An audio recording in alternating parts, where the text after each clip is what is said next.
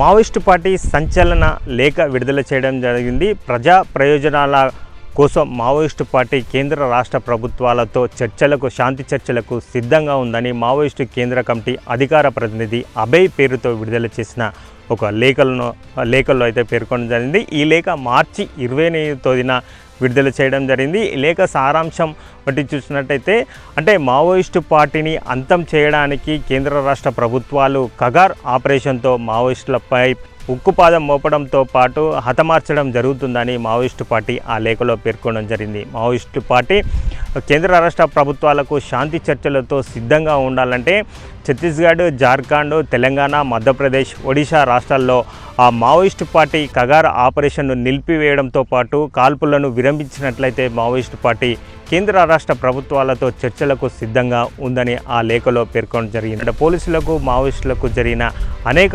కాల్పులలో అయితే వందలాది మంది మావోయిస్టులు అయితే మృతి చెందడం జరిగింది. ఈ ఉక్కుపాదం మోపుతున్న సమయంలో మావోయిస్టు పార్టీ విడుదల చేసిన అభయ్ పేరుతో విడుదల చేసిన లేఖనైతే సంచలనంగా మారింది.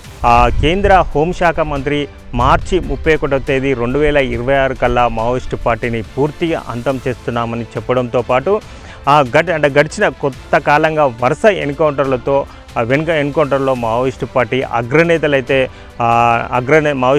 అగ్రనేతలు ఎన్కౌంటర్లో కోల్పోవడం జరుగుతుంది.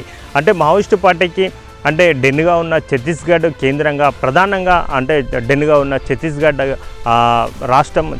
దండకారణ్యంపై కేంద్ర రాష్ట్ర బలగాలు ప్రధానంగా దృష్టి సారించడంతో పాటు తెలంగాణ, జార్ఖండ్, ఒడిశా, మధ్యప్రదేశ్ లాంటి రాష్ట్రాల్లో కూడా కేంద్ర రాష్ట్ర బలగాలు కగార్ ఆపరేషన్ పేరుతో సర్చ్ ఆపరేషన్ అయితే కొనసాగుతుంది. ఈ సర్చ్ ఆపరేషన్లో అనేక మంది మావోయిస్టులు పోలీసు బలగాలకు కంటపడము, ఎదురుకాల్పులు జరగడం, మావోయిస్టులు చనిపోవడం అయితే కొనసాగుతుంది. ఈ నేపథ్యంలోనే మావోయిస్టు పార్టీ ఒక చర్చలకు పేరుతో, శాంతి చర్చల పేరుతో లేఖ విడుదల చేసినట్టయితే అభిప్రాయాలు వ్యక్తమవుతున్నాయి. ఏదేమైనా మావోయిస్టు పార్టీ శాంతి చర్చలకు సిద్ధంగా ఉండడం అని చెప్పడం అయితే ఒక సంచలనంగా మారింది. ఏదేమైనా ఇప్పటి వరకు మావోయిస్టు పార్టీ కగార్ ఆపరేషన్తో అనేక మంది మావోయిస్టు నేతలను అయితే కోల్పోవడం జరిగింది. అయితే ప్రధానంగా చూసినట్టే మావోయిస్టు పార్టీని అణచివేయడం కోసం కేంద్ర రాష్ట్ర ప్రభుత్వాలు కగార్ ఆపరేషన్ కొనసాగిస్తున్నాయి. ఇప్పుడు అసలే మావోయిస్టు పార్టీకి గడ్డుకాలం. ఎందుకంటే దట్టమైన అటవీ ప్రాంతాల్లో ఆకురాలే కాలం, ఎండాకాలం కావడంతో మావోయిస్టు పార్టీకి మరింత గడ్డుకాలం ఉన్న నేపథ్యంలో మావోయిస్టు పార్టీ వాళ్ళ పార్టీని కాపాడుకోవడం కష్టతరంగా మారుతుందా అనే కోణంలోనైనా మావోయిస్టు పార్టీ శాంతి చర్చలకు శాంతి చర్చలకు కోసము ప్రయత్నిస్తుందా, లేకపోతే శాంతి చర్చలకు పిలుపునిచ్చిందా అనే ఒక చర్చ కూడా జరుగుతుంది. ఏదేమైనా మావోయిస్టు పార్టీ విడుదల చేసిన శాంతి చర్చలకు కేంద్ర రాష్ట్ర ప్రభుత్వాలు, ప్రధానంగా కేంద్ర ప్రభుత్వం ఓకే చెప్తుందా?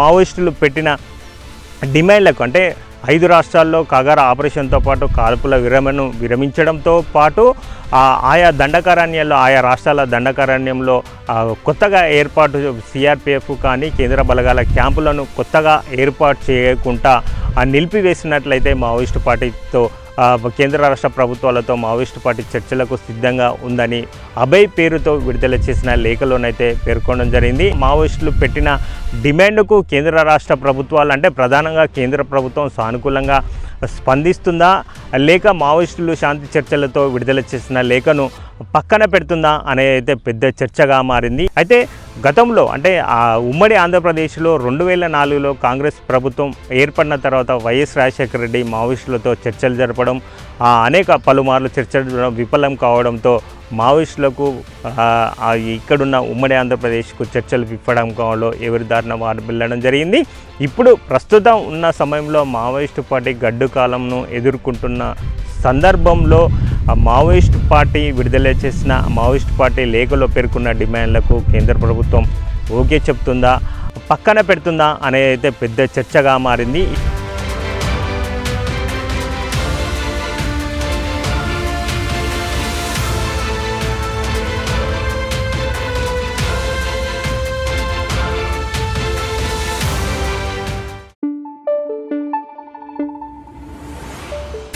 Thank you.